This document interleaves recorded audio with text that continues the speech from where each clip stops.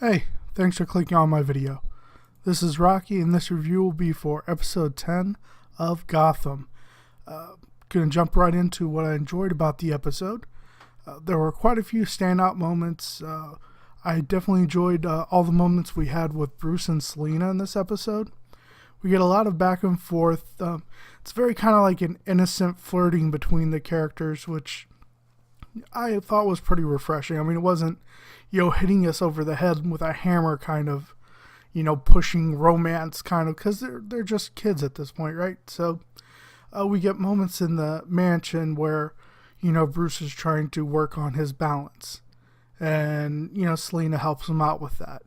Again, she finds all this stuff very weird, but, she's still trying to help him out. But she keeps mentioning, kissing and making out and things like that. I think was trying to rustle Bruce a little bit, but, he's kind of disconnected a little bit. So he's kind of thinking about things logically and not with his heart, things like that. So I found those scenes very refreshing. I definitely enjoyed those. And, throughout the episode, we get a lot of back and forth between the two. And Bruce does finally get his kiss. So, some really great moments between those characters that'll, push through later on as those characters develop and their relationship develops with each other. Some other moments that were really great.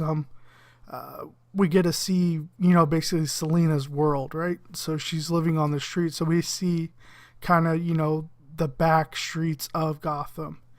And we see how she basically gets by. She's going from place to place, and there's this, basically it's almost like a flea market for the street kids, basically. Or, a street mall, essentially, is kind of how it's referred to. And basically we see that, Gotham is full of these orphan children and, runaways and things like that. And we, finally get to see Ivy Pepper again. And she is just very creepy. She comes across very creepy. So the actress playing her did that amazingly well. I mean, you just see in her eyes, and it's like there's just not, something's kind of broken behind those eyes with the way she kind of tilts her head a little bit and moves around. And she just came across very creepy. And, Selina definitely mentions that to Bruce, that she's a creepy kid. But what we'll see later on is something that Bruce Wayne did in the comics and was referenced in the Nolan films as well. As Bruce eventually creates basically homes for these children, for, the boys and the girls, basically to get them off the streets. As he begins to develop a connection with them, as, he is essentially an orphan now as well. So he wants to help these kids. So, we'll see that progression later on, but, this is kind of laying that groundwork now where he's seeing that this part of Gotham, and, he's going to want to help, fix that. So we, also get to see lots of examples of Bruce pushing himself, particularly in the scene where Selina jumps the gap between two buildings. She's thinking, Bruce isn't crazy enough to try. Well, she's wrong, because he is crazy. And he, makes the jump, and I seriously thought he was going to have a Neo moment. I thought he was just going to, come crashing down, like land on a ledge below or something like that. But he makes the jump, mostly. I mean, Selina kind of helps him a little bit, but, again, we're seeing that pushing of, Bruce and pushing of his character. Again, trying to conquer that fear within him. And, that's just all things they're going to repeat throughout this series. So something I want to mention about the assassins. So basically in this episode, Selina is being targeted by assassins, as well as the businessman LoveCraft that we were introduced in the last episode. And now these assassins, with their demeanor and the way they talk and everything, they heavily remind me of the League of Assassins. I mean, it's not stated that that's who they belong to, but, I personally, I got that feeling that that's where they were coming from, which would definitely be a bold move for this show to go ahead and introduce a League of Assassins.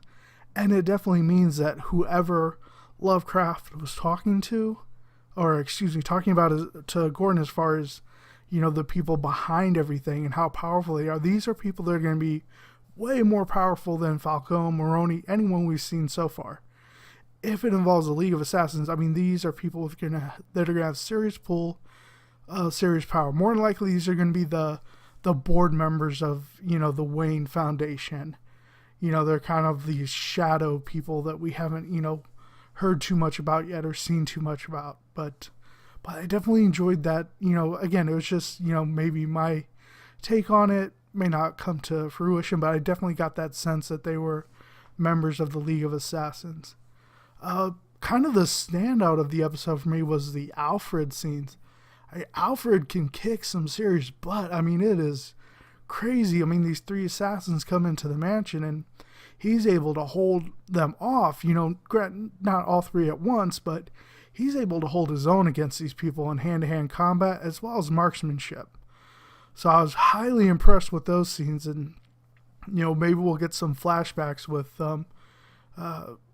Alfred and his previous training in the military and everything. But wow, those were just really great scenes. Awesome choreography as well.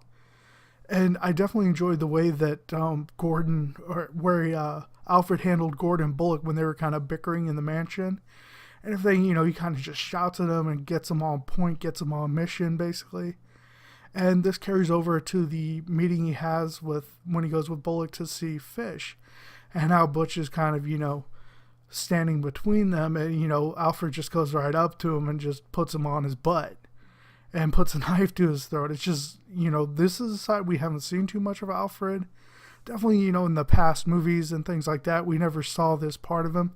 It's reflected in some of the comics that, he's very skilled, but seeing it actually on screen is just very, very impressive. I'm loving what they're doing with Alfred's character, and definitely want to see where he's going to go and progress. Because we get the sense of just how much he cares about Bruce. I mean, it's likewise with Bruce with Alfred. I mean, they're not butler and, master per se. They're family. I mean, they're all each other has at this point. So we get that coming across from both characters, but definitely with Alfred and wanting to find Bruce and save him. So just a standout performance with the Alfred character in this episode. We also get to see our friendly Penguin again. He's still, playing on his dangerous game. He's taken to Falcone, and, Falcone thinks that Maroni was behind the previous attack on the armory that, blew up all that cash and things like that in the last episode. He doesn't know that it was Fish that did it, which I find kind of odd considering it was Nikolai's men that were involved. So you figure he would have been able to make that connection. But, we don't know what happened between episodes, but that just kind of threw me off a little bit there. But, and we see that Penguin is like basically stating, you have a mole, I'll find them for you, kind of thing. And he knows who the mole is, but he's still holding back about Liza. And one of his men, Gabriel, questions him on it, and he's basically like stating that, she's a time bomb, and he's just waiting for the right moment for everything to explode. So again, this is a dangerous game. He has his ace, and he's holding on to it as long as he can, but if he waits too long, it's going to blow up in his face. But, I really enjoy the Penguin scenes and seeing how he's manipulating things and putting the pieces in.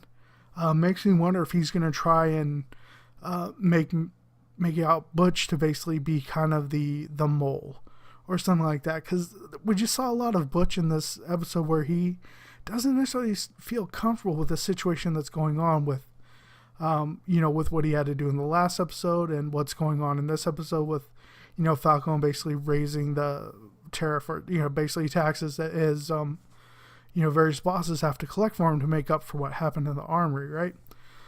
So I don't know if that's going to happen or if maybe Penguin's going to be able to turn Butch to his side. I just think Butch is kind of going to be one of the keys to taking down Fish, I think, for Penguin. That's just kind of the feeling I got from this episode, as well as some things that have happened in previous episodes as well. Because you definitely see Butch, like I said, it's definitely not happy about the situation he's in right now, so I'll be interested to see how that plays out in the second half of the season. And kind of one of the big things we're left with at the end is due to LoveCraft's death and, that it was Gordon's gun that basically was used to kill him, the mayor uses this to essentially get some revenge on Gordon based off, Gordon essentially kidnapping him and wanting to charge him in accessory with the murders of the Waynes and everything. And he gets a small amount of revenge as basically Gordon is essentially the fall guy in this, right? Even though Dent was the one that kind of released the information through various outlets and things, but Gordon's the one that's the fall guy. So he's basically given a security position at Arkham Asylum. It was either that or quit. And, Bullock, of course, was like, you should have quit. And Gordon's like, that's what they wanted me to. So again, we see, Gordon is trying to stand to his principles. But, he's going to be leaving the police department now. So we're going to see Arkham Asylum through his eyes, basically. So through him, we're going to see everything, all the craziness that's going to go on there. And then, of course, at some point, he's going to get back to the police department. But again, this is just part of that journey of his to see everything wrong with Gotham so he can figure out how to fix it. So in this case, we're going to start seeing Arkham Asylum and all the crazy prisoners there. And, again, he's going to witness this thing, so we'll see a lot of him in Arkham, and that'll be a good way for them to introduce some other villains and characters on the back half of the season. So as this is basically the mid-season finale, there's going to be a bit of a break, and in that time, what I'm going to try and do is put together some bonus videos for you guys. So what I'll probably do is try and do like a bonus video on Arkham, Riddler, Penguin, things like that. Do some character breakdowns and stuff like that, as well as I'm going to start adding in some movie reviews to my channel as well. But all in all, this was a very solid episode, a solid way to break the mid-season. It leaves us on the cliffhanger, but, ties up some loose ends, gives us that payoff with Bruce and Selina, and, we get a lot of development with Alfred. So it was a very strong episode. This show continues to impress me with its writing and its acting. And like I said, definitely we'll be adding in some bonus videos for Gotham, things like that. So anything you guys have questions on the episode, go ahead and put those down in the comments. And like I said, if you have suggestions on, any characters or any part of the Gotham or Batman mythos you'd like some information on, go ahead and put those down in the comments as well, and I'll be happy to put together some videos for you guys. All in all, like I said, very solid episode. Hope you guys are enjoying Gotham. I hope you enjoyed my video. If you did, go ahead and give me a thumbs up. And definitely share the video through Facebook, Twitter, whatever's convenient for you. But anyone you feel might be interested in it, definitely let them know about my channel.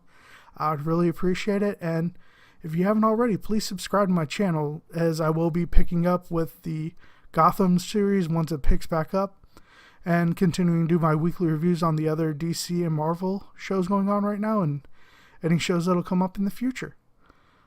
If you have already subscribed to my channel, thank you very much. I do appreciate that, and I do hope you guys are enjoying the videos, as I'm trying to constantly improve and give you guys as much information as I can. Just trying to strike up some conversation with you guys about these shows. So hope everyone's having a great rest of your day. Bye.